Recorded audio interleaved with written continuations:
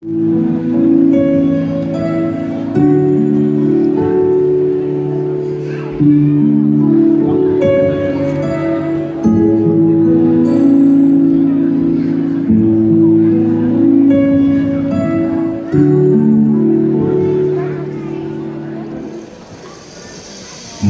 хүмүүстээ тогтнохоо орчлон ертөнц.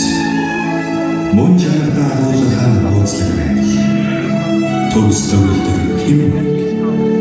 Юусийн зүй доктор зөгцөл нийцэл баялаг угайсаа эрдэм эдл бэлэг ухааны цогц илэрхийлэлтэй. Хүний дотор оршихоо агуу хайр хүч. Энэхүү мөн чанарын